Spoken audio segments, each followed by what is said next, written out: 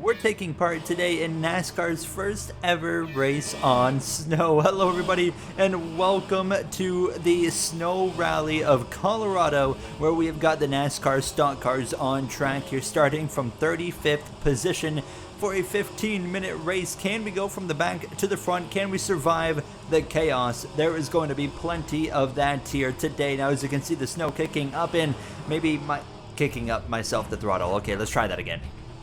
All right, so we are here through the first couple of corners this time. Now we got to make sure we don't throttle up and kill the cars. I nearly actually loop it around again, but we're successful in going in the right direction. So 15 minutes of racing, 35 cars in front of us, in both sides of this circuit are riddled with jumps. And here you have like a motocross type section here, what we call the whoops, of course, in motocross, supercross, whatever you want. But we go up this hill, and this is where things get real. This is where the chaos is going to take place. Look at the size of this jump and the air that we catch. Cars crashing. Hamlin there on the left side.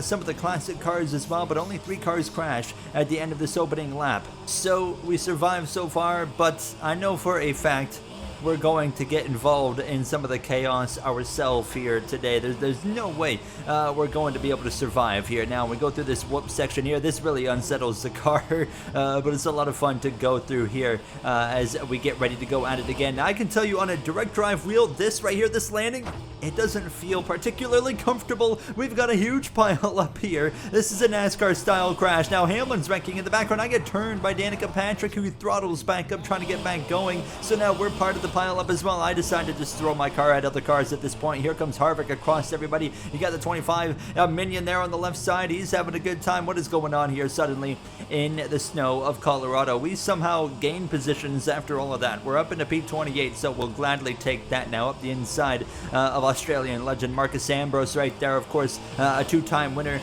of the NASCAR Cup Series, both at Watkins Glen.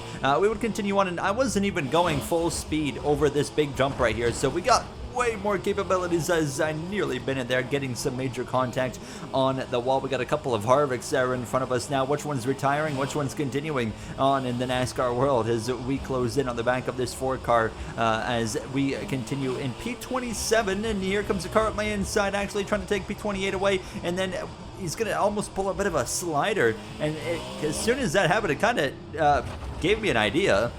I found it very hard to pass here, but now what if we try doing the slide job ourselves? This corner right here, perfect for doing a slide job, but a little bit harder when they're all bumper to bumper like that because you can't really squeeze in between the 2 cars.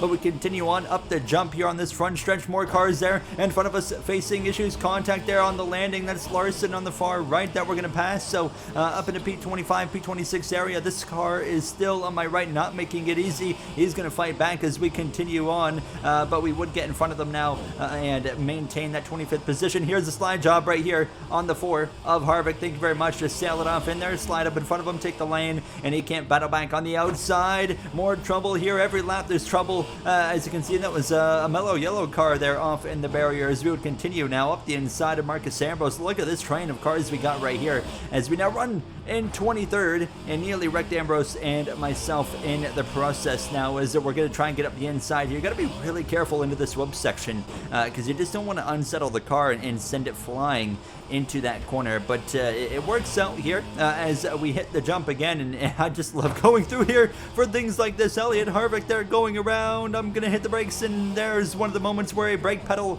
comes in handy. We'll slip through past all that group of cars. Up into P13 we go, just like that. Thank you very much. Now as we continue to move our way slowly through the field, that's not gonna help. Yep, I did not want to do that, but we're going to get very fortunate here and get it turned back around. Hold on, Alex Bowman decided to turn me, and we still somehow are going in the right direction after all that chaos here. Look at the top under the rear view mirror. Just over 9 minutes at this point in time remaining in this race. So we are almost halfway through this NASCAR snow race, coming to 8.5 minutes at this point. We engage in this battle here, door to door, a little bit physical with Alex Bowman there, but we continue on without much harm and without much progress lost as we run inside the top 15 under the ESPN sign there as we close right up on that Ally Financial machine. A little bit too close there with the 48 here, but now let's go for the slide job. Thank you very much. We'll get into the corner, slide right in front of the 48 there, keep it out of the barrier, and then get ready to hit that jump here. Like I said, I'm only going really about half of the capabilities of the car in that jump, just to try and make sure we don't take too much risk and of course crash the car totally, because I feel like it would be easy to do that on this jump right here, as we've been seeing. And we're seeing now a huge pile up here. They're all getting going though. Everyone's facing in the right direction. This is our opportunity to get into the top 10 inside of the 22 of Logano. Look at everybody here, right here, sandwiched together 2 by 2, 3, 4 rows deep, just about, maybe even 5 as we continue on this little bit of a run towards the left-hander. The 9 car just behind Airbus is going to turn us into the snowbank. We go up and nearly over, but we somehow get it going in the right direction. Thankfully, it was a left-hand corner, so it allowed our car to really just straight line the corner on the exit, and it actually worked out for us here. So we continue P9 at this point. Do I see more chaos? Yes, I do. Kyle Busch and others as well. Where do we go? I'm going to sneak over to the right side. That works out. Great call. That move right there puts us into the top 5. Joey Logano just in front of us in 4th, Christopher Bell behind in that 6th position. What a crazy race this is here. NASCAR's first effort on snow is quite hilarious, to say the least. Now, my return to R Factor 2 has been quite the experience, to say the least here now, as I just pile drove Logano there, and I'm quite impressed that he saved it. Larson's over here backing up out of the circuit, saying, see you later, I don't want to be here anymore,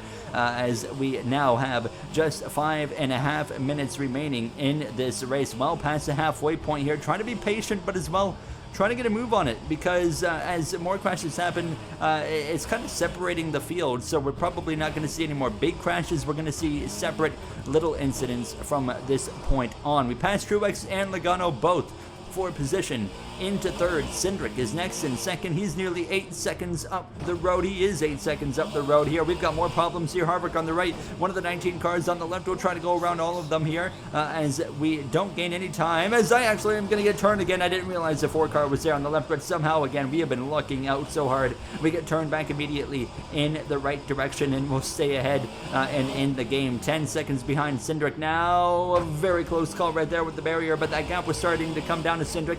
9.7 or so seconds, but it would really start to close when he got himself mixed up in a little bit of chaos, and now Cindric only 2.5 seconds up the road here now, so it's game on. We are closing in on the back of this 2 car, just 3 minutes left in this race, and we now see Cindric less than 2 seconds ahead. We have run him down, but the question is, I mean, we know where 2nd is, Cindric right there, but where's the leader? I'm not sure exactly who is leading and where they are on the track. They could be, you know, half a lap ahead, and there's no chance of catching them in 2.5 minutes unless they crash. But we run down this 2, go for the slider, get a quick look. 4.5 seconds to the leader. So we got some ground to make up with just over 2 minutes.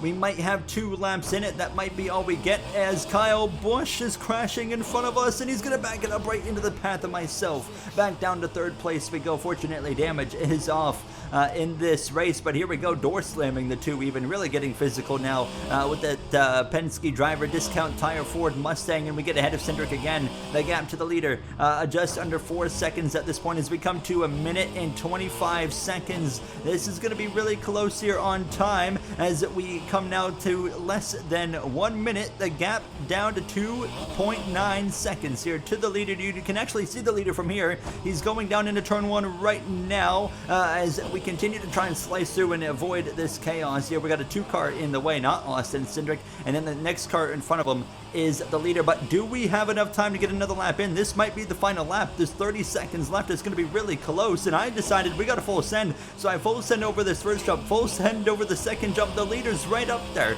up the inside of the 2. Is this the final lap? We have only 11 seconds to go. 10 seconds. We send it on the mellow yellow machine. Not close enough. It's not going to be enough. We're not going to win unless we have one more lap, but it's going to be so close. 3, 2, 1 second at the line. He was at 0 seconds across the line, but it was just enough. He didn't cross it slow enough, you could say, and we got one more lap of racing. However, in the way, the 18 car, we got 2 18 M&M's machines in the way here now. 1 in front of the leader, 1 in front of myself here in this final lap here in the Colorado snow as we dive up the inside of the 18. And now here we go. We're free to go after it now. Get that throttle down. The leader very conservative now. I'm not even having to to push the issue too much to get right to him, right to the back of him even there, into the back bumper of the 51 mellow yellow machine, up the inside, final turn. It's going to be a drag race. We're going to have to full send over the jump here for the first time today. Let's go for it, full beans, and there we are, several feet in the air, wheel to the line, and we just passed him and won the race at the last second. What a move through the air, and we're gonna take the win here in the Colorado snow for NASCAR's first ever and maybe last ever snow race after all that chaos. Let's take a look before we end this episode at the replay of that absolutely insane. Look how many more feet in the air we get compared to that 51, and then again we jump it back up and just full throttle to the end. We'll take it. I'll see you guys in the next one. Thank you for watching. Have a great day.